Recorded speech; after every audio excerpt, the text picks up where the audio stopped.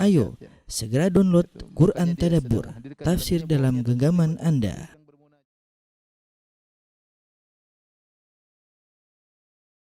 Bismillahirrahmanirrahim. Assalamualaikum warahmatullahi wabarakatuh.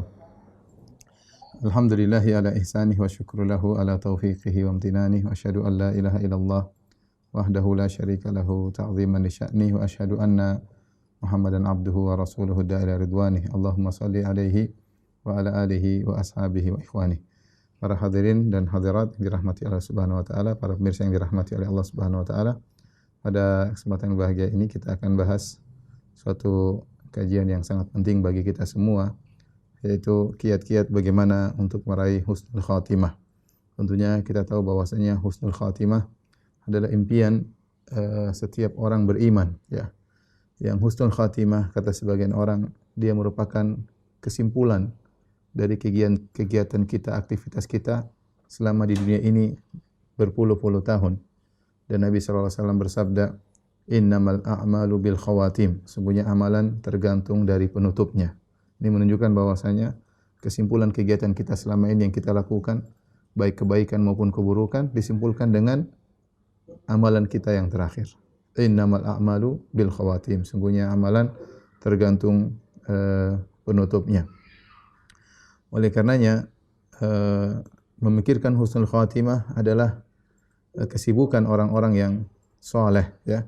Semua orang-orang soleh memikirkan hal ini. Mereka khawatir dengan kesudahan mereka, karena tidak ada yang tahu tentang takdir mereka. Tidak seorang pun dari kita tahu bagaimana yang tercatat di Lauhil Mahfuz tentang kesudahan kita. Karenanya, lihatlah bagaimana orang-orang soleh mereka, ya, gelisah tentang hal ini. Di antaranya Imam Al-Bukhari meriwayatkan dari Ibnu Abi Mulaikah, beliau berkata, adraktu 30 minas sahabah kulluhum yakhafun nifaqa ala nafsihi. Kata Ibnu Abi Mulaikah, seorang tabi'in, aku bertemu dengan 30 orang sahabat Nabi sallallahu alaihi wasallam dan seluruhnya khawatir bahwasanya ada kemunafikan dalam dirinya. Tidak seorang pun dari mereka pede, ya, bahwasanya pasti masuk surga, ya. Bahkan, ya, kita dapati para sahabat yang sudah dijamin masuk surga oleh Nabi sallallahu alaihi wasallam pun tidak pede, ya. Contoh Umar bin Khattab radhiyallahu taala anhu yang sudah dikatakan oleh Nabi sallallahu alaihi wasallam, Umar fil jannah, Umar di surga. Yang Nabi pernah mengabarkan Nabi masuk ke dalam surga melihat istananya Umar. Sudah jelas-jelas Umar masuk surga. Yang Nabi mengatakan, malakiyaka syaitan salikan fajjan illa salaka fajjan ghairu fajjik. Setan tidak melihat engkau melewati satu jalan kecuali setan akan mencari jalan yang lain. Artinya kabar gembira yang Nabi berikan kepada Umar terlalu banyak. Tetapi apakah Umar radhiyallahu anhu kemudian pede, kemudian yakin, ya, bahwasanya dia masuk surga? Tetap ada rasa takut kepada Allah Subhanahu wa taala. Sampai Umar bin Khattab radhiyallahu anhu ketika melihat Hudzaifah ibn Yaman radhiyallahu anhu, ya, tidak mensolati seseorang, maka Nabi bertanya kepada Hudzaifah, hal sammani mimman sammahum Rasulullah sallam minal munafiqin. Wahai Hudzaifah, apakah aku termasuk orang yang Nabi sebutkan termasuk orang-orang munafik? Karena Hudzaifah bin Yaman disebut dengan sahibu sir Rasulillah, yaitu orang yang memegang rahasia Nabi. Nabi pernah menyebutkan nama-nama orang munafik kepada beliau. Umar pun masih bertanya, apakah saya termasuk mereka? Kata Hudzaifah, tentu tidak, ya. Lihat ketika Umar bin Khattab radhiyallahu anhu dalam kondisi meninggal di Madinah, dalam kondisi meninggal ketika sedang salat, ditikam jadi imam. Umar bin Khattab jadi imam salat subuh, ditikam oleh Abu Lu'lu' al-Majusi, ya, mati syahid di kota Madinah. Doanya dikabulkan. Itu pun ketika ada seorang memuji memuji Umar bin Khattab radhiyallahu taala anhu, maka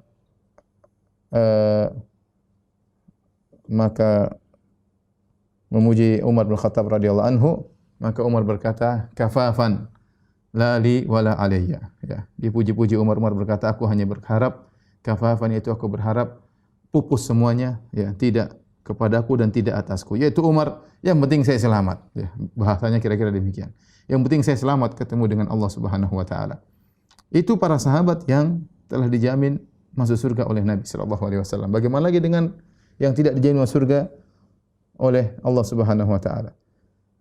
oleh Nabi sallallahu alaihi wasallam. Lihatlah bagaimana Sufyan Ats-Tsauri. Kata Ibn Rajab, "Wa kana Sufyan Ats-Tsauri yashtaddu qalaquhu wa khawfuhu min as-sawabiq wal khawatim. Wa kana yabki wa yaqul akhafu an akuna fi ummil kitabi syaqiyan. Wa yabki wa yaqul akhafu an uslab al-iman 'inda al-maut." Kata Ibn Rajab, Sufyan Ats-Tsauri sangat gelisah dan khawatir dengan as-sawabiq wal khawatim, tentang amalan yang telah lalu dan bagaimana kesudahannya. Sampai beliau menangis. Kemudian beliau berkata, aku khawatir aku tercatat di Lauhil Mahfuz termasuk orang-orang yang celaka. Kemudian beliau menangis. Dan beliau juga berkata, aku khawatir ketika aku meninggal dunia imanku dicabut oleh Allah Subhanahu wa taala. Maksud saya, inilah bagaimana orang-orang saleh mereka memikirkan bagaimana tentang kesudahan mereka, dan ini menggelisahkan mereka sehingga mereka senantiasa bersungguh-sungguh untuk bisa beribadah kepada Allah Subhanahu wa taala. Kalau Umar bin Khattab, kalau para sahabat, kalau para ulama, mereka ya gelisah tentang bagaimana kesudahan mereka. Tentu kita lebih utama untuk gelisah ya, mengetahui kondisi kita yang seperti sekarang ini, mengetahui bagaimana kurangnya amal soleh kita, dan mengetahui bagaimana banyaknya pelanggaran yang kita lakukan di zaman yang modern seperti ini, penuh dengan medsos, informasi yang lainnya, maka seharusnya kita lebih gelisah daripada mereka. Oleh karenanya mereka berdoa kepada Allah Subhanahu wa taala untuk mendapatkan husnul khatimah. Di antaranya yang Allah abadikan adalah doanya Nabi Yusuf alaihissalam ya. Ketika Nabi Yusuf alaihissalam sudah menghadapi berbagai macam ujian, kemudian sampai dari mulai dibuang oleh kakak-kakaknya, dijual jadi budak, kemudian dipenjara, sampai akhirnya dia pun menjadi seorang pembesar di kota Mesir, dan akhirnya bertemu dengan ayahnya dan keluarganya, dibawa ke kota Mesir. Kemudian dia berkata, Rabbi qad ataitani minal mulki wa 'allamtani min ta'wil ahadits, fatiras samawati wal ard, anta wali fid dunya wal akhirah, tawaffani muslima wa alhiqni bis salihin.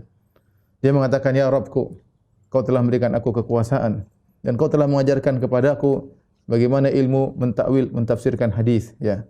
Kemudian beliau berkata di akhir ya, anta wali fid dunya wal akhirah, engkau adalah penolongku di dunia dan akhirat, tawaffani musliman, wafatkanlah aku dalam kondisi Islam, wa alhiqni bis salihin, dan susulkanlah aku kepada orang-orang saleh. Nabi Yusuf alaihissalam tetap berdoa, ya Allah, wafatkan aku dalam kondisi muslim. Setelah dia melewati berbagai macam ujian, setelah dia penuh kesabaran, setelah dia dimuliakan oleh Allah Subhanahu wa taala, tidak ada pede, ya, tidak ada ujub, tetap berdoa, tawaffani musliman. Ya. Ya Allah, wafatkan aku dalam kondisi Islam, ya. Ya, karena ini adalah kesimpulan seorang bagaimana wafatnya merupakan kesimpulan dari kehidupan dia selama ini. Oleh karenanya ulil albab dalam surat Ali Imran yang Allah puji mereka, ya, mereka juga berdoa, Rabbana faghfir lana dzunubana wa kaffir 'anna sayyi'atina wa tawaffana ma'al abrar. Ya Rabb kami, ampunilah dosa-dosa kami dan hapuskanlah kesalahan-kesalahan kami, tawaffana ma'al abrar, dan wafatkan kami bersama orang-orang yang baik. Demikian juga tentang orang-orang yang bertaubat, kisah para penyihir Fir'aun tatkala mereka diancam setelah mereka beriman kepada Nabi Musa, mereka diancam untuk dibunuh oleh Fir'aun, disalib dan disiksa. Mereka berdoa, Rabbana afriq alaina sabra. Ya Rabb kami, ya, curahkanlah kesabaran kepada kami, wa tawaffana muslimin, dan wafatkanlah kami dalam kondisi Islam. Kenapa? Mereka sedang diuji, diancam ya, oleh Fir'aun untuk disalib. Ya, mereka berdoa, wa tawaffana muslimin, wafatlah kami dalam kondisi Islam. Ini adalah semua doa-doa untuk husnul khatimah. Karenanya Allah Subhanahu wa taala berfirman, ya ayyuhalladzina amanu taqullaha haqqa tuqatih wa la tamutunna illa wa antum muslimun. Wahai orang yang beriman, bertakwalah kepada Allah dengan ketakwaan yang sungguhnya, dan janganlah kalian meninggal kecuali dalam kondisi Islam, yaitu dalam kondisi husnul khatimah. Maka seorang ya dalam menjalani kesehariannya dengan amal soleh yang dia miliki, maka jangan dia terpedaya dengan apa yang telah dia lakukan. Jangan dia terpedaya dengan ilmunya, jangan dia terpedaya dengan sedekahnya, jangan dia terpedaya dengan solat malamnya, jangan dia terpedaya dengan hafalan Qur'annya, Jangan dia terpedaya dengan banyak pujian manusia. Jangan dia terpedaya dengan banyaknya pengikut, followers ya dalam akunnya. Jangan dia terpedaya. Itu semua ya tidak mengharuskan Anda untuk meninggal dalam kondisi husnul khatimah. Kenapa? Karena kita tidak tahu ya, amalan-amalan kita yang kita lakukan selama ini ikhlas atau tidak. Apakah selamat dari ujub atau tidak? Diterima oleh Allah atau tidak? Kita enggak tahu. Kita cuma berusaha dan berdoa agar Allah menerima amalan yang sudah kita lakukan dan memaafkan kesalahan-kesalahan kita. Tetapi ini semua yang sudah kita lakukan ya, jangan membuat kita ujub, jangan buat kita pede. Kita tidak tahu bagaimana kesudahan kita. Para pemirsa yang dirahmati oleh Allah Subhanahu wa taala ya. Apa yang dimaksud dengan husnul khatimah? Husnul khatimah itu kesudahan yang indah, yaitu seorang meninggal secara sederhananya, itu seorang meninggal dalam kondisi bertakwa kepada Allah, dalam kondisi imannya bagus, ya. Dalam kondisi ya Islamnya bagus, ya. Bukan dalam kondisi sedang bermaksiat kepada Allah Subhanahu wa taala. Bukan dalam kondisi sedang melanggar perintah Allah Subhanahu wa taala. Secara umum makna husnul khatimah adalah demikian. Dari Anas bin Malik radhiyallahu taala anhu, beliau berkata, qala Rasulullah sallallahu alaihi wasallam, Rasulullah sallallahu bersabda, "Idza aradallahu bi 'abdihi khairan ista'malahu." Jika Allah menghendaki kebaikan pada seorang hamba, Allah akan menggunakannya atau membuat dia bekerja. Qalu wa kaifa yasta'miluhu? Apa maksudnya Allah memperkerjakan dia atau Allah menggunakannya? Qalu yuwaffiquhu li amalin salihin qabla mautihi. Yaitu Allah memberi taufik kepada dia, memberi hidayah kepada dia untuk beramal saleh sebelum dia meninggal dunia. Yaitu Allah memperkerjakan dia untuk bekerja dengan amal saleh sebelum dia meninggal dunia. Inilah yang kata para ulama adalah husnul khatimah, meninggal dalam kondisi beramal saleh. Dan orang-orang yang kondisi dalam meninggal dalam kondisi husnul khatimah, mereka akan merasakan kebahagiaan ya menjelang ruh mereka dicabut oleh Allah Subhanahu wa taala. Ya, makanya Allah Subhanahu wa taala berfirman, "Yutsabbitullahu alladhina amanu bil qawli tsabiti fil hayatid dunya fil akhirah." Allah mengkokohkan orang-orang beriman, ya. Dengan perkataan yang kokoh, ya, dengan perkataan iman, dengan la ilaha illallah dan seterusnya. Ya, fil hayatid dunya, tatkala dalam kehidupan dunia, itu tatkala mereka akan meninggal dunia, di antaranya tatkala sakaratul maut, mereka mudah untuk mengucapkan kata-kata yang menunjukkan keimanan. Kemudian juga tatkala di alam barzakh, tatkala ditanya oleh malaikat Munkar dan Nakir, yutsabbitullah, Allah kokohkan dia untuk bisa menjawab. Ya. Kemudian juga tatkala di hari akhirat, Allah kokohkan seorang beriman untuk bisa menjawab tatkala dihisab. Ya. Makanya Allah Subhanahu wa taala berfirman, "Innal ladzina qalu rabbunallahu tsumma istaqamu." Sungguhnya orang-orang yang beriman kemudian mereka istiqamah, tatanazzalu alaihimul malaikatu alla takhafu wa la tahzanu. Maka malaikat akan turun. Di antaranya tafsiran para ulama menjelang mereka meninggal dunia. Malaikat turun dan berkata kepada mereka meskipun di sekitar mereka tidak ada yang dengar, alla takhafu wa la tahzanu. Jangan kau takut, jangan kau bersedih. Wa abshiru bil jannati allati kuntum tu'adun. Bergembiralah kalian dengan surga yang telah dijanjikan kepada kalian. Nabi SAW bersabda, Man ahabba liqa Allah, ahabballahu liqa'ahu. Barang siapa yang ingin bertemu dengan Allah, maka Allah pun ingin bertemu dengan dia. Wa man kariha liqa Allah, barang siapa tidak suka, tidak ingin bertemu dengan Allah, karihallahu liqa'ahu, maka Allah pun tidak suka bertemu dengannya. Aisyah ketika mendengar hadis ini, Aisyah bertanya, faqultu ya Nabi Allah, akarahiyatul maut, apakah kita tidak suka ketemu dengan Allah, maksudnya kita takut dengan kematian? Fakulluna nakrahul maut. Kalau begitu kita semua takut mati. Tidak suka dengan, bukan takut mati, kita semua tidak suka dengan kematian. Ya. Maka Rasulullah SAW bersabda, laisa kadzaliki. Bukan begitu maksudnya wahai Aisyah. Walakinnal mu'mina idza busyira bi rahmatillah wa ridwanihi wa jannatihi ahabba liqa Allah. Tapi seorang mukmin ketika diberi kabar gembira dengan rahmat Allah dan dengan ridwan Allah, keridhaan Allah dan surganya, ahabba liqa Allah, maka dia ingin bertemu dengan Allah. Kata sebagian ulama hadis, maksudnya ketika menjelang dia meninggal dunia. Dia diberi kabar gembira bahwasanya malaikat turun mengabarkan tentang surga kepadanya sehingga dia ingin bertemu dengan Allah Subhanahu wa taala. Fa ahabballahu liqa'ahu, maka Allah pun ingin bertemu dengan dia. Wa innal kafira idza busyira bi adzabillahi wa sakhatih. Dan sungguhnya seorang kafir jika diberi kabar tentang azab Allah dan kemurkaannya, kariha liqa Allah, maka dia pun benci dengan pertemuan dengan Allah, wa karihallahu liqa'ahu, dan Allah pun benci dengan bertemu dengannya. Ini dalil bahwasanya tatkala seorang mukmin menjelang wafat, ya maka dia akan diberi kabar gembira oleh malaikat dan dia pun ingin bertemu dengan Allah Subhanahu wa taala, maka dia ingin segera dicabut nyawanya agar segera bertemu dengan Allah Subhanahu wa taala. Para mirsa yang dirahmati oleh Allah Subhanahu wa taala. Alhamdulillah ya, meskipun kita tidak tahu bagaimana kesudahan kita ya, tetapi Allah Subhanahu wa taala melalui Al-Qur'an maupun melalui lisan Rasulullah sallallahu alaihi wasallam menjelaskan kepada kita sebab-sebab untuk meraih husnul khatimah. Apa sebab-sebab yang bisa kita lakukan untuk bisa meraih husnul khatimah? Ya, tentu banyak sebab. Secara umum adalah amal saleh mengantarkan kepada husnul khatimah. Tetapi ada sebab-sebab khusus yang memudahkan seorang untuk meraih husnul khatimah. Yang pertama dan paling utama adalah bertakwa kepada Allah.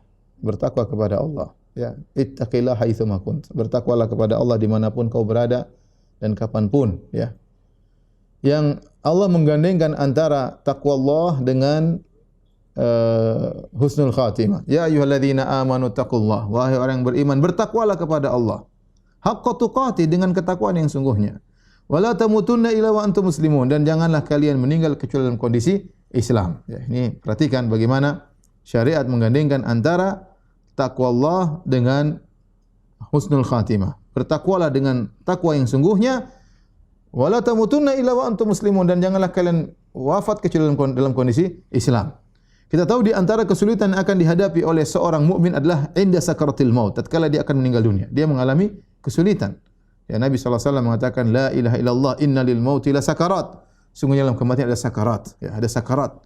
Dan itu bukan perkara yang ringan ya. Sampai-sampai seorang tatkala sakaratul maut, tentunya syaitan akan datang dan berusaha mengerahkan segala kekuatannya untuk membuat seorang ya kafir ya di saat kesempatan terakhir bagi syaitan untuk menggodanya. Syaitan akan mengerahkan segala kekuatannya untuk bisa menggelincirkan orang di penghujung hayatnya, ya. Subhanallah, saya dengar seorang cerita tentang seorang kebiasaannya adalah maksiat, ya. Kemudian dia berzina, kemudian pergi ke luar negeri berzina sana berzina sini, tidak pernah salat, tidak pernah puasa. Akhirnya sang anak ya menemani ayahnya tatkala ayahnya terkena kanker, kemudian sakit di rumah sakit. Subhanallah, satu hari ayahnya ya menjelang meninggal minta anaknya mengambil mushaf. Maka sang anak begitu bahagia ketika disuruh mengambil mushaf. Semoga ayah saya sadar di penghujung hayatnya. Subhanallah, ketika diambil mushaf, kemudian dia buka mushaf, kemudian ayahnya mengumpulkan ludahnya, kemudian dia ludah kepada mushaf tersebut.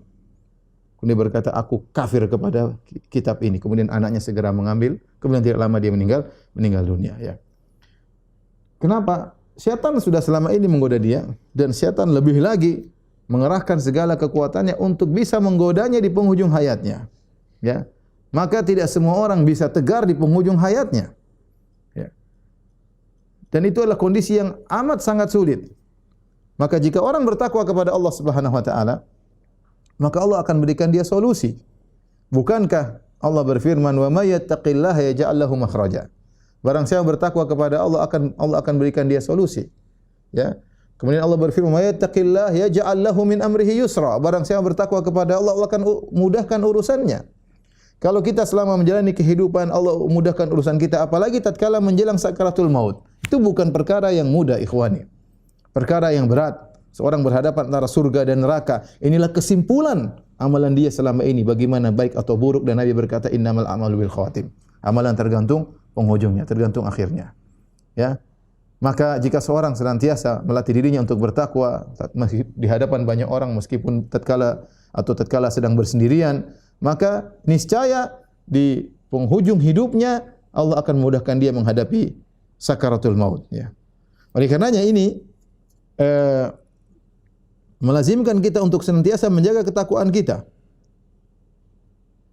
Dan barang siapa yang senantiasa berusaha untuk bertakwa, ya, untuk taat kepada Allah Subhanahu wa taala, maka mudah-mudahan dia akan, ya, mengakhiri hayatnya dengan ketakwaan kepada Allah Subhanahu wa taala. Al-Imam Ibnu Katsir rahimahullahu taala menyebutkan suatu kaidah ketika menafsirkan firman Allah, wala tamutunna illa wa antum muslimun.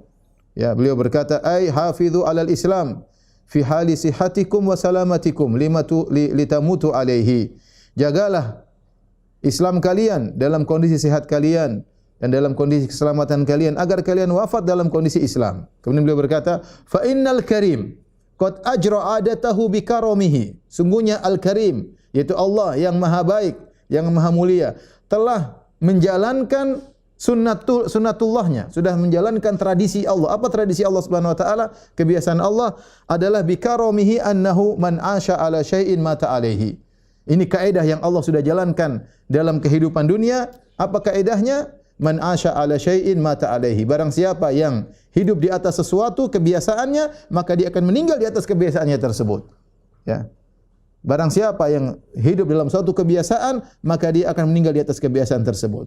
Wa man mata ala syai'in bu'itsa alaihi. Dan barang siapa yang wafat dalam suatu kondisi kebiasaannya, maka dia akan dibangkitkan dalam kondisi tersebut. Ya, ini adalah kaidah yang berlaku dan Allah perjalankan dalam kehidupan dunia ini.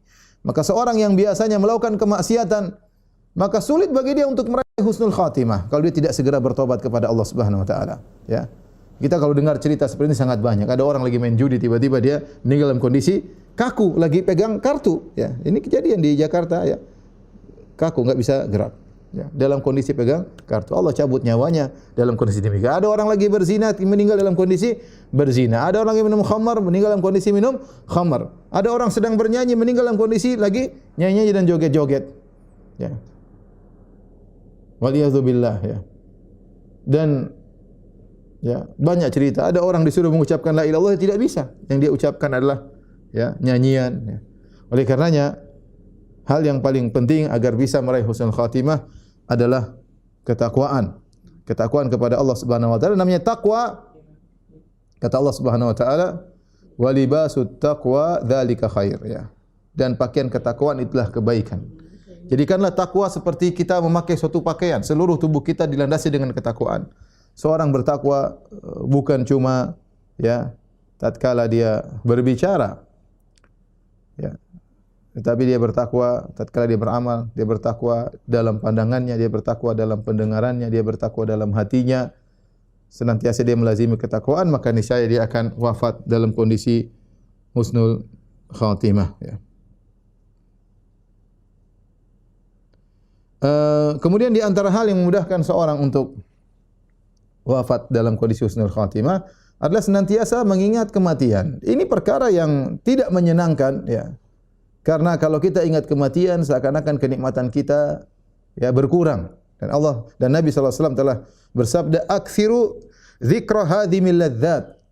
Perbanyaklah mengingat penghancur kelezatan. Ya. Menghancur kelezatan. Ya, kita ada senang-senang, ada waktu kita ketawa-ketawa, ada waktu kita bergembira, tapi ada waktu kita ingat kematian. Dan perbanyak, kata Nabi, aksiru. Berbanyak mengingat kematian. Berbanyak mengingat penghancur kelezatan. Kenapa? Kalau orang sering mengingat kematian, maka dia senantiasa bersiap-siap untuk menghadapi kematian tersebut. Makanya orang yang seperti ini adalah orang yang paling cerdas. Kata Nabi SAW, ya, ketika Nabi ditanya, "Ayyul mu'minina aqyas ya Rasulullah?" Siapa orang beriman yang paling cerdas? Kata Nabi SAW, "Aktsaruhum dzikran lil maut." Itu orang yang paling banyak mengingat kematian. Wa asyadduhum isti'dadan lahu, dan orang yang paling banyak persiapannya untuk bertemu dengan kematian. Ulaika humul aqyas. Mereka adalah orang-orang yang cerdas, kata Nabi SAW. Ya. Ini betapa sering kita lalai karena kita tidak memikirkan kematian. Makanya dikatakan, barang siapa yang lupa dengan kematian, maka dia akan diberi ujian atau dihukumi dengan 3 perkara. Pertama, ya, dampak dari lupa kematian. Pertama, taswifu taubah, menunda-nunda taubat, nanti aja. Dia bermaksiat, nanti aja taubatnya. Yang kedua, tarkul kafaf. Tarkul kafaf itu meninggalkan sikap secukupnya. Ya, artinya apa? Dia berusaha mencari dunia sebanyak-banyaknya. Tidak pernah puas. Tidak pernah puas. Dia tidak. Kenapa? Karena dia tidak mikir kematian. Pingin dengan kemewahan, ya. Pingin dengan rumah semakin mewah, selalu mencari mobil yang semakin mewah, selalu mencari penampilan yang semakin mewah, terus memperbanyak aset, ya. Seandainya diperbanyak aset untuk dia infakkan di jalan Allah, maka itu tentu bagus. Berarti dia sedang mengingat kematian.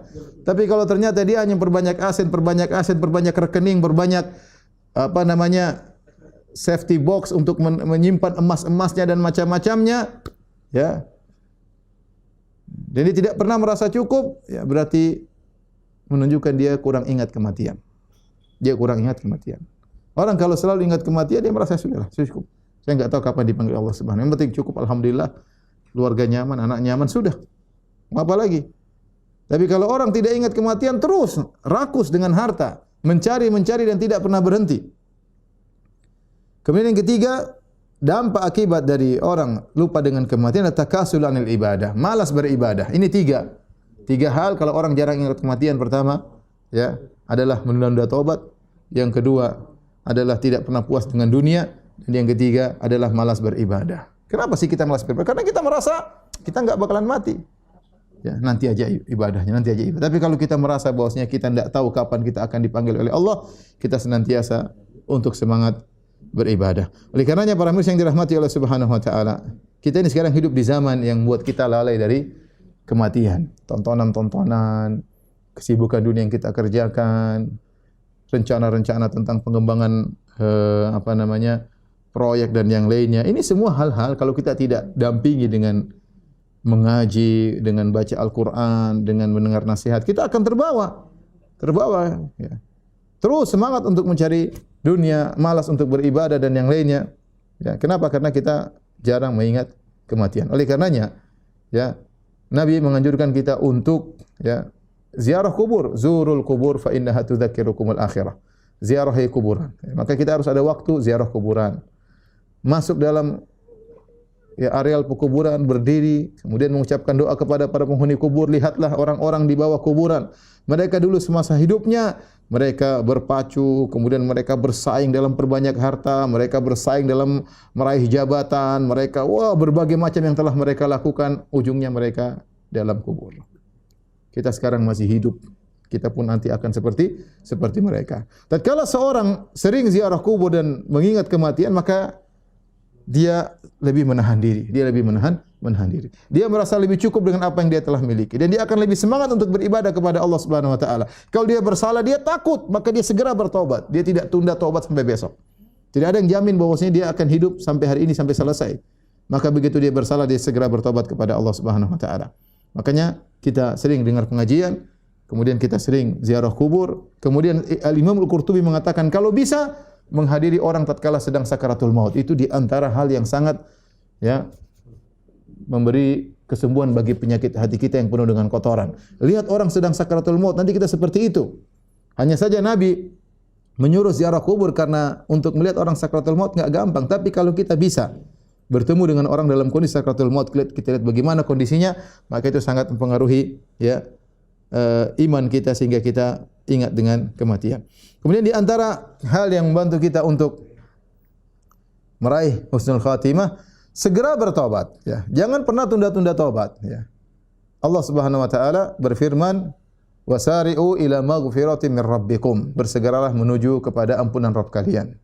Sabiqu ila maghfiratin min rabbikum. Cepatlah menuju, ya, ampunan Rabb kalian.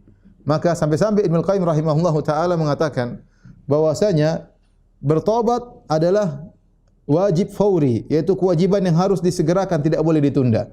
Kalau seorang menunda taubatnya, sungguhnya dia berdosa dengan penundaannya tersebut. Menunda taubat itu suatu dosa tersendiri.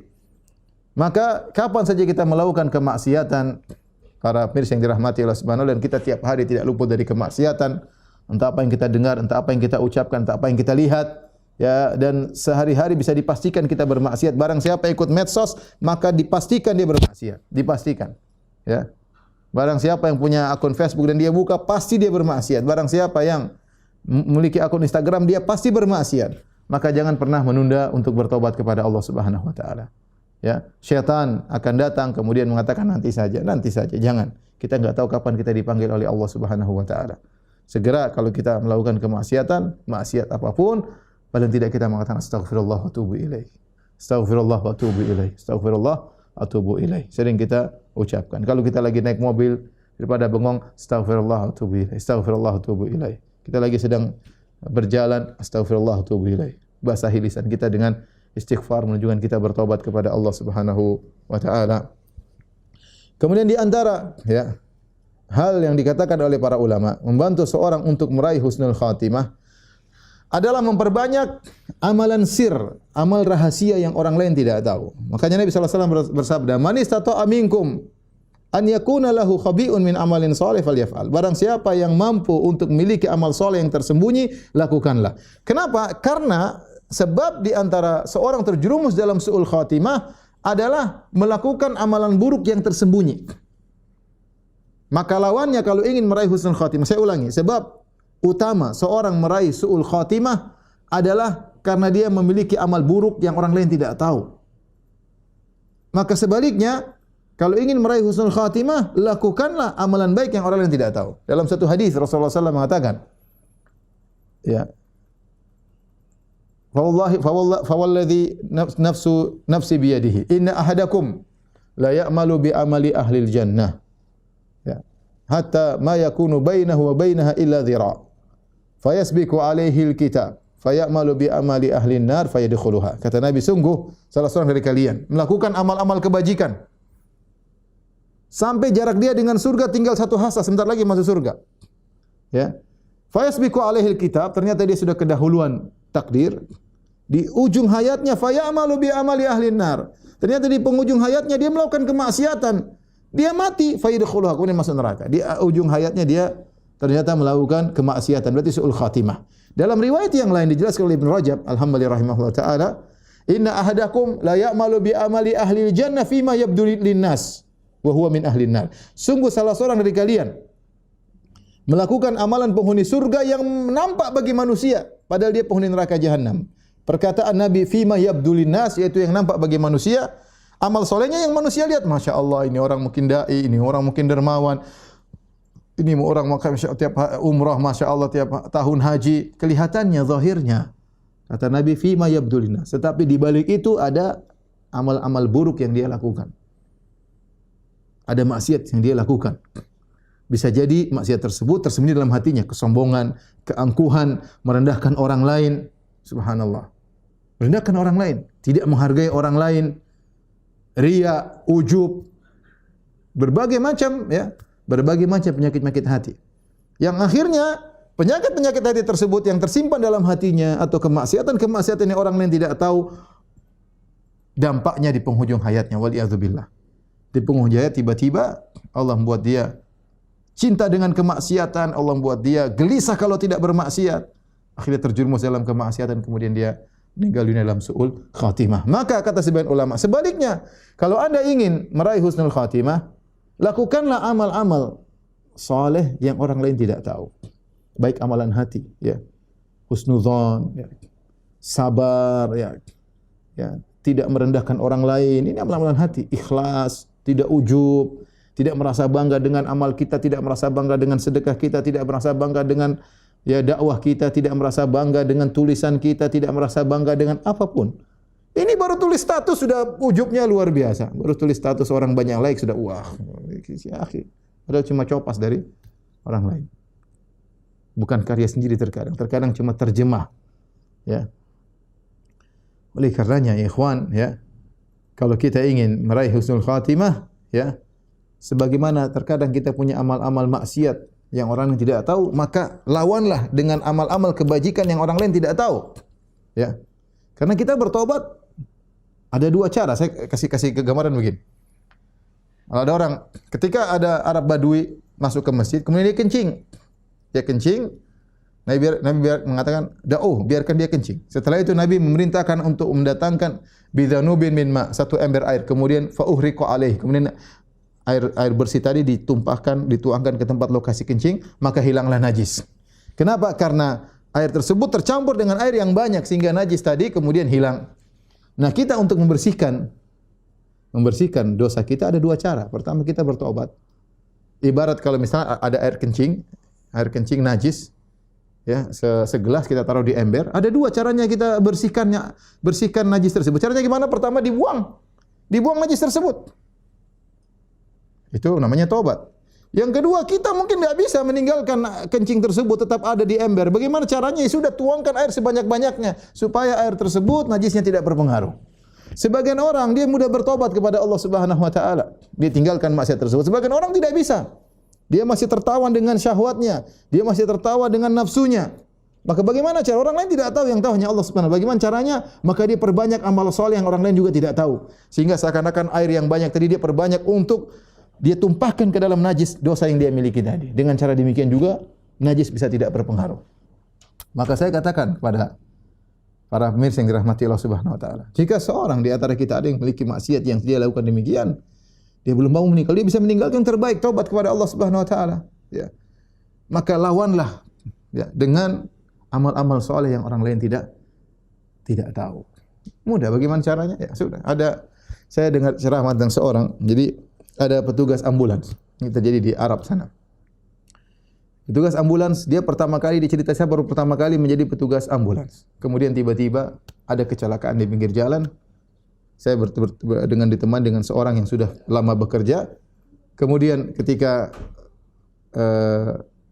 tiba di lokasi kecelakaan, ternyata ada seorang pemuda, ya, kemudian tubuhnya dengan luka parah, sebagian besi-besi masuk ke dalam tubuhnya. Maka kemudian kami pun mengangkat pemuda tersebut ke dalam Sayaratul Is'af, di dalam mobil ambulans, ya. Pemuda tersebut, ya, maka kami ajak bicara, dia tidak menjawab, ya. Kemudian dia hanya tersenyum. Kami ajak bicara lagi, ternyata dia baca Al-Qur'an, ya. Dia baca surat Al-Hujurat, di antaranya firman Allah Subhanahu wa taala, "Walakinnallaha habbaba ilaikumul imana wa zayyanahu fi qulubikum wa karraha ilaikumul kufra wal fusuqa wal isyan ulaika humur rasyidun fadlan minallahi wa ni'mah." Kemudian dia meninggal dunia. Terakhir yang dia ucapkan adalah surat dari Al-Hujurat yang maknanya walakinnallaha habbaba ilaikumul iman. Allah yang menjadikan kalian cinta dengan iman. Yang menjadikan kalian cinta dengan iman adalah Allah Subhanahu wa taala. Wa zayyanahu fi qulubikum, dan Allah menghiasi keimanan tersebut dalam hati-hati kalian. Wa karraha ilaikumul kufra wal fusuqa wal isyan, yang menjadikan kalian tidak suka dengan maksiat, tidak suka dengan kekufuran, tidak suka dengan kesyirikan adalah Allah Subhanahu wa taala. Ulaika humur rasyidun, mereka adalah orang-orang yang lurus yang diberi petunjuk oleh Allah Subhanahu wa taala, fadlan minallahi wa ni'mah, karunia Allah dan nikmat dari Allah. Kemudian meninggal dunia. Akhirnya kami kabarkan kepada keluarganya, ternyata ayahnya cerita, ini anak saya, dia askari, tentara, ya, orangnya biasa-biasa saja, tetapi, ya, setiap dia dapat gaji, selalu dia ambil 1.500 real dari gajinya, kemudian dia beli, ya, barang-barang kebutuhan sembako, kemudian dia pergi ke orang-orang susah, dia bagi. Itu kebiasaan dia terus. Subhanallah, kebiasaan dia setiap bulan seperti itu, ya. Tidak banyak orang yang tahu, mungkin ayahnya saja yang tahu. Setelah itu Allah mentakdirkan dia untuk meninggal dalam kondisi husnul khatimah. Maka saya katakan, ya, banyak amal yang bisa kita lakukan, yang terkadang amal tersebut harus kita tampakkan, ya, karena masalah tertentu, dan masih banyak amal soleh yang bisa kita lakukan orang lain tidak tahu, cukup Allah yang tahu.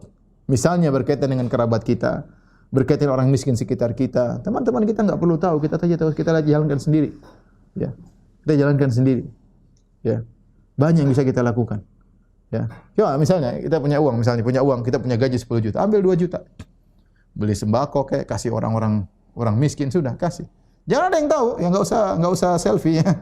Enggak usah selfie, enggak usah ada yang shooting, enggak usah pencitraan, ya. Ya enggak ada yang lihat mungkin jin dan jin-jin aja, ya. Setan-setan mungkin juga lihat. Kita juga enggak riak sama jin-jin, ya. Biasanya riak pada manusia, ya. Sudah, pokoknya kita kasih, selesai, udah.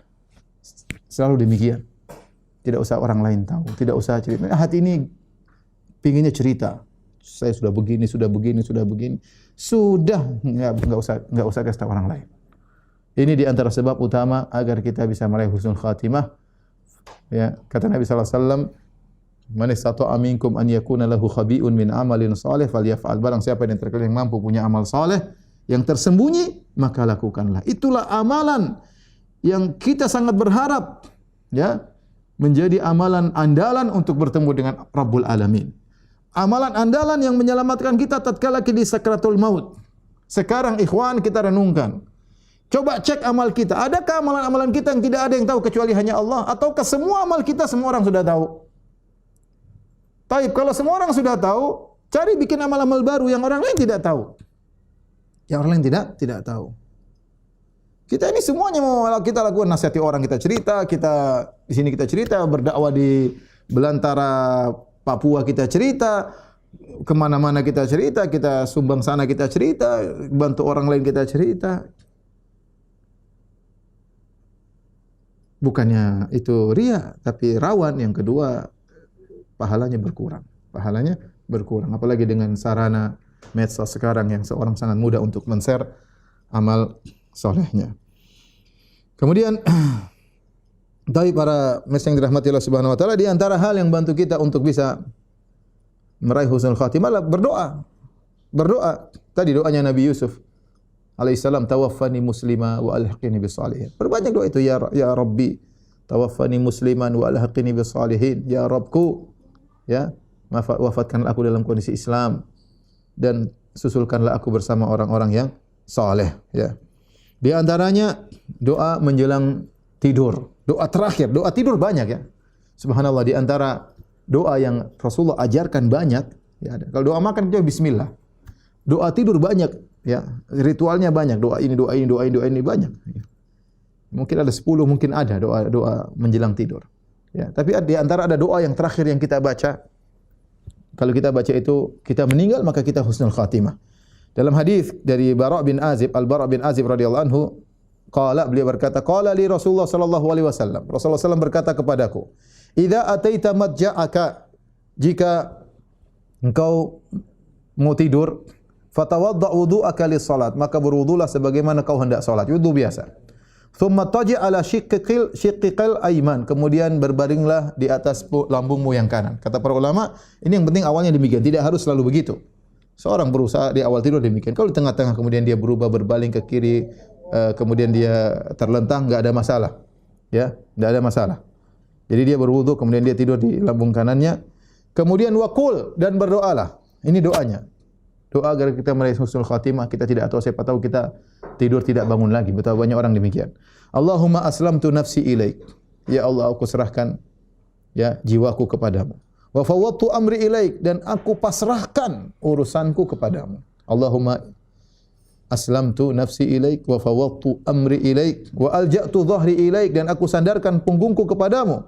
Rahbatan wa rakbatan ilaik, dengan penuh pengharapan dan rasa takut kepadamu. La malja'a wa la manja minka illa ilaik. Tidak ada tempat bersandar, tidak ada tempat keselamatan darimu kecuali kepadamu. Amantu bi kitabika alladhi anzalt. Ya Allah, aku beriman kepada Al-Qur'an yang kau turunkan. Wa bi nabiyyika alladhi arsalt. Dan aku beriman kepada nabimu yang kau utus. Ini doanya. Apa kata Nabi? Fa in mutta alal fitrah. Kalau kau meninggal di atas Islam, alal fitrah. Ya. Kemudian kata Nabi, faj'alhunna akhira ma taqul. Jadikanlah doa terakhirmu tatkala kau hendak tidur. Ya, maka kalau kita baca doa, misalnya doa-doa tidur banyak, di antaranya baca 3 qul misalnya, ya, dan yang lainnya. Di antaranya kita baca terakhir doa ini. Allahumma aslamtu nafsi ilaik wa fawwadtu amri ilaik, ya. Wa alja'tu dhahri ilaik, ya. Rakbatan wa rahbatan ilaik, ya. La malja wa la manja minka illa ilaik. Amantu bi kitabika alladhi anzalt wa bi nabiyyika alladhi arsalt. Itu doanya. Kemudian juga di antara doa agar meraih husnul khatimah, Nabi berdoa, di antara doa Nabi, Allahumma inni as'aluka fi'lal khairat wa tarkal munkarat wa hubbal masakin. Ya Allah, aku mohon kepada Engkau perbuatan kebajikan. Wa tarkal munkarat, aku mohon kepada Engkau untuk meninggalkan kemungkaran-kemungkaran dan maksiat-maksiat. Wa hubbal masakin, dan aku mohon kepada Engkau untuk cinta kepada orang-orang miskin. Wa idza aradta bi ibadika fitnatan, jika kau menghendaki fitnah bagi hamba-hambamu, faqbidni ilaika minha ghairu maftun. Faqbidni ilaika ghairu maftun. Jika kau memfitnah hamba-hambamu, maka cabutlah ruhku dalam kondisi tidak terfitnah. Itu selamat daripada fitnah-fitnah. Fitnah dunia, fitnah wanita, fitnah jabatan, fitnah yang bermacam-macam. Selamatkan aku. Cabutkan ruhlu, cabutlah ruhku dalam kondisi selamat dari fitnah tersebut. Ini di antara doa untuk meraih husnul khatimah. Di antaranya tadi doa Nabi Yusuf yang indah, tawaffani musliman. Atau kita mengatakan Allahumma rzuqni husnal khitam. Ya Allah, anugerahkanlah kepadaku husnul khatimah. Perbanyak doa tersebut. Perbanyak doa tersebut. Kemudian di antara hal yang membantu kita untuk meraih husnul khatimah adalah berbaik sangka kepada Allah, terutama tatkala kita menjelang wafat. Berbaik sangka. Ya. Dari Jabir radhiyallahu anhu, beliau berkata, "Sami'tu Nabi sallallahu alaihi wasallam qabla wafatihi bi thalath." Aku mendengar Rasulullah SAW 3 hari sebelum meninggal, beliau berkata, "La yamutanna ahadukum illa wa huwa yuhsinu billahi dhanna." Janganlah salah seorang dari kalian meninggal dunia kecuali dia dalam kondisi berprasangka baik kepada Allah Subhanahu wa taala. Bukan karena dalam hadis qudsi Allah berkata, "Ana 'inda dhanni 'abdi bi."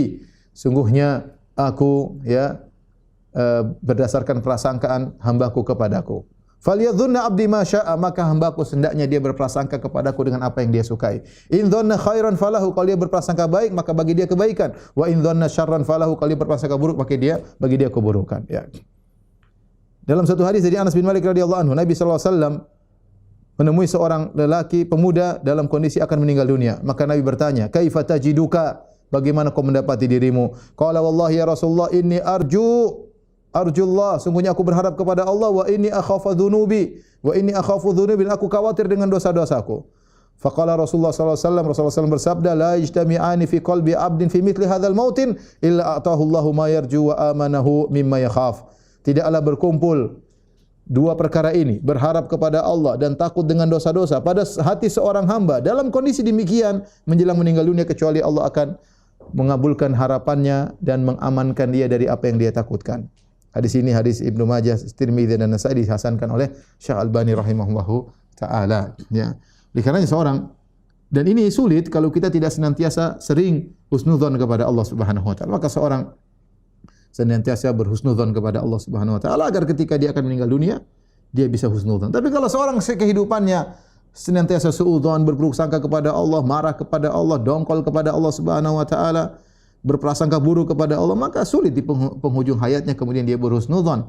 Ya, ini tidak bisa seorang menghadirkan ini kecuali dia sudah biasakan, dan dia harus banyak belajar tentang Allah Subhanahu wa taala, sifat-sifatnya, agar dia mudah untuk husnudzon kepada Allah Subhanahu wa taala. Tapi yang berikutnya, yang ketujuh, jangan sekali-sekali menzalimi orang lain, ya. Kita berusaha meninggal dunia dalam kondisi tidak menzalimi orang lain, ya. Bisa jadi seorang meninggal dunia dalam kondisi su'ul khatimah. Kenapa? Karena doa orang yang dia zalimi. Kata Nabi, wattaqi da'watal mazlum. Takutlah kepada doa orang yang dizalimi. Fa innahu laisa bainahu wa bainallahi hijab. Antara doanya dengan Allah tidak ada penghalang, langsung dikabulkan. Hati-hati. Ya. Bisa jadi seorang kita zalimi, kita rendahkan, kita hinakan, kita maki-maki dia, kita habisi dia, kita bully dia. Kemudian di tengah malam dia menangis, mengadakan kedua tangannya kepada Allah, ya Allah. Kemudian dia doakan kecelakaan bagi kita, waliyadzubillah. Dan itu baru dikabulkan menjelang kita meninggal dunia. Hati-hati. Hati-hati. Ya. Makanya kata Nabi sallallahu alaihi wasallam, "Min dzambin asra' min an yu'ajjilallahu uqubatahu." Ya. Tidak ada dosa yang Allah segera menurunkan hukumannya di dunia, belum lagi yang Allah sisakan di akhirat. Minal baghi wa qati'atir rahim, seperti berbuat zalim dan memutuskan silaturahmi. Maka orang waspada, jangan sampai berbuat zalim kepada orang lain. Ada seorang menulis surat kepada Ibnu Umar radhiyallahu ta'ala anhuma. Kemudian dia berkata, "Ya Ibnu Umar, uktub ilayya bil ilmi kullih." Tuliskanlah kepadaku seluruh ilmu. Minta diwasiati seluruh ilmu. Ya, maka ini susah. Bagaimana menulis ilmu? Ilmu luas sekali. Namun apa, lihat jawaban Ibnu Umar yang merupakan kesimpulan dari ilmu.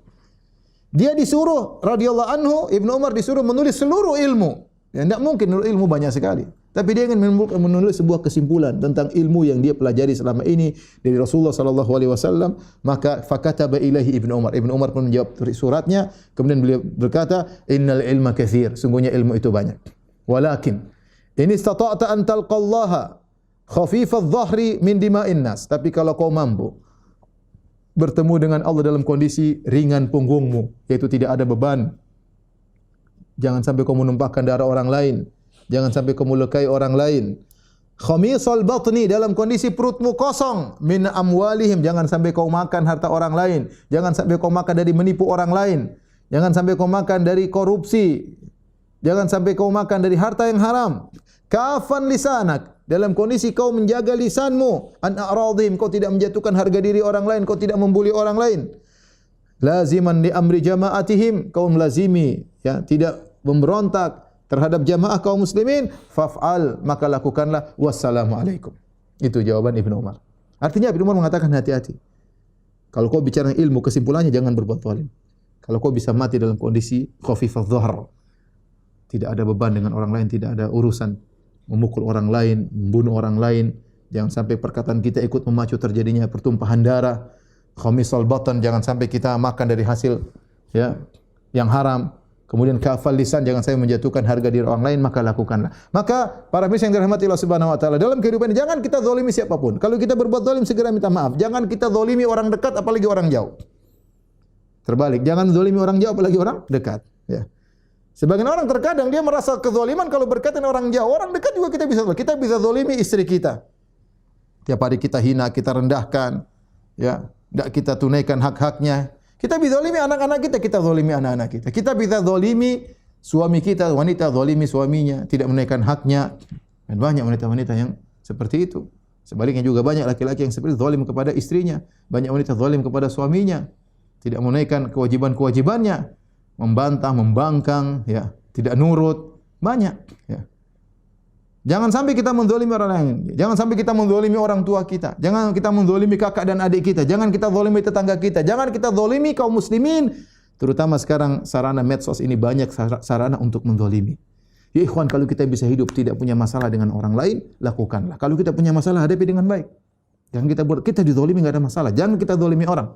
Sebisa mungkin itu sarana untuk kita meraih husnul khatimah. Kalau kita zalimi orang tersebut dia kemudian doa keburukan untuk kita, waliyadzubillah, di penghujung hayat kita meninggal dalam kondisi su'ul khatimah.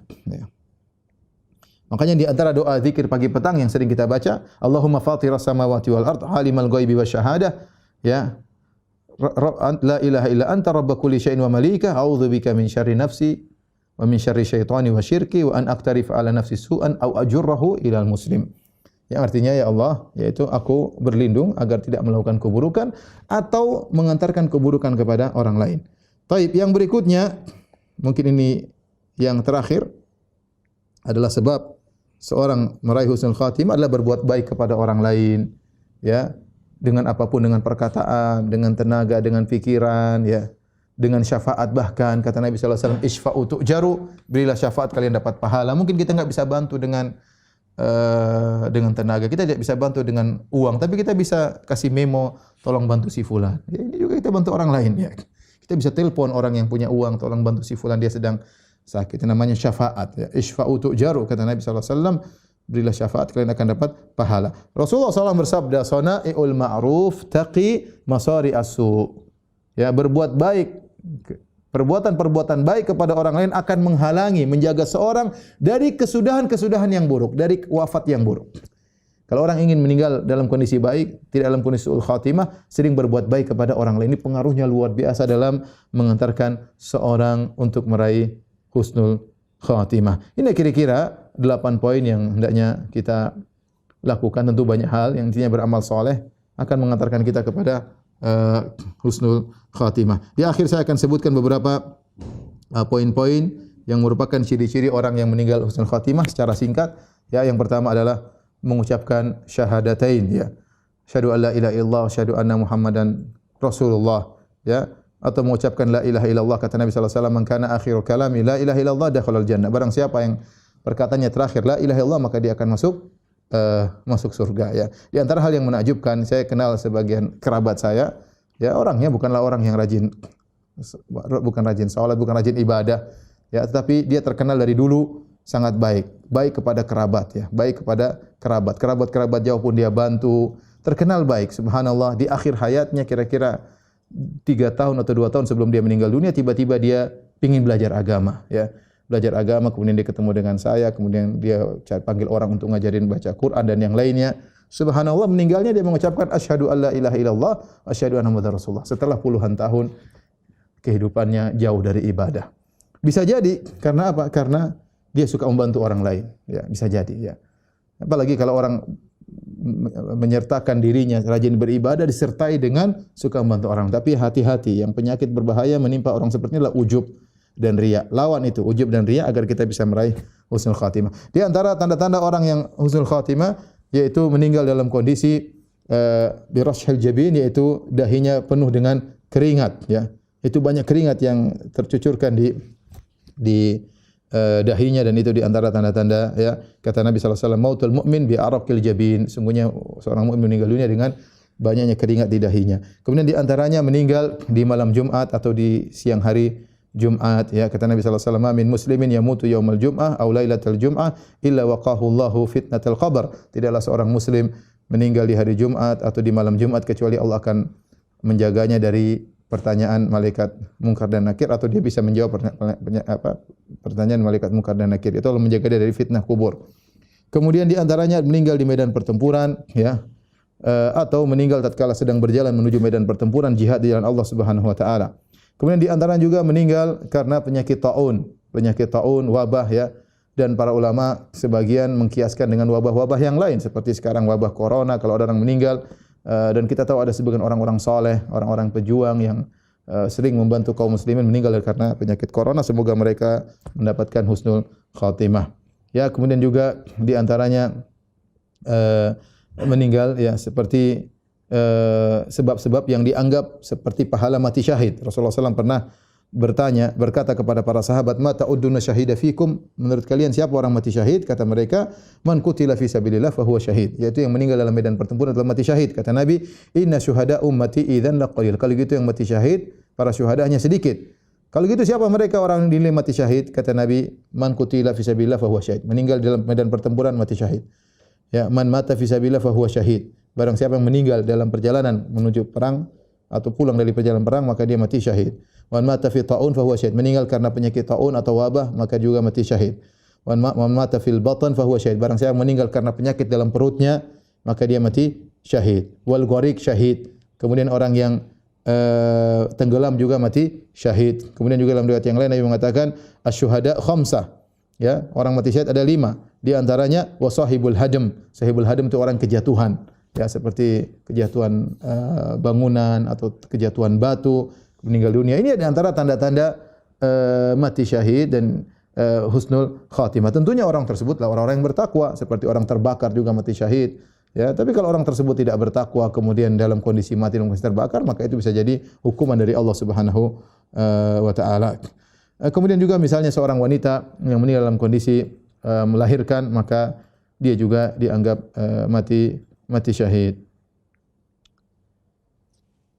Taib, ini di antara beberapa hal. Kemudian di antaranya yang terakhir adalah seorang kemudian meninggal dalam kondisi dipuji oleh orang-orang yang beriman. Orang-orang beriman muji dia, ya. Yang jadi patokan adalah pujian orang beriman.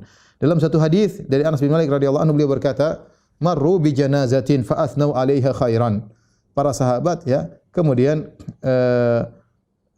tatkala para sahabat sedang melewati jenazah, kemudian mereka memuji jenazah tersebut. Faqala Nabi sallallahu alaihi wasallam, Nabi berkata, "Wajabat, wajib." Tsumma marru bi ukhra fa asnau 'alaiha syarran. Kemudian ada jenazah yang lain, mereka lewat jenazah lain, maka mereka menjelek-jelekkan jenazah tersebut. Kata Nabi, "Wajabat, wajib." Faqala Umar bin Khattab. Umar berkata, "Ya Rasulullah, ma wajabat? Apa yang wajib?" Nabi berkata, "Hadza athnaitum 'alaihi khairan." Yang satu ini kalian puji-puji dia kebaikan, wajabat lahul jannah, maka wajib bagi dia masuk surga.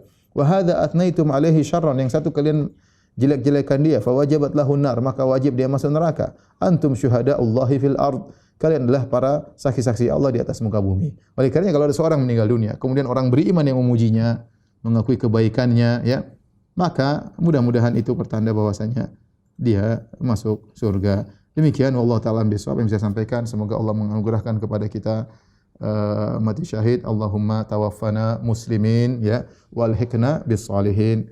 Demikian apa yang saya sampaikan, kurang lebihnya saya mohon maaf kepada para pemirsa sekalian, kemudian juga kepada Radio Hidayah dan juga panitia Abu Darda, Masjid Abu Darda di Pekanbaru. Semoga Allah Subhanahu wa taala memberi ganjaran kepada kita semua dan mengampuni dosa-dosa kita, dan semoga kegiatan kita ini menambah timbangan kebajikan kita di akhirat kelak. Wabillahi taufiq wal hidayah. Assalamualaikum warahmatullahi wabarakatuh.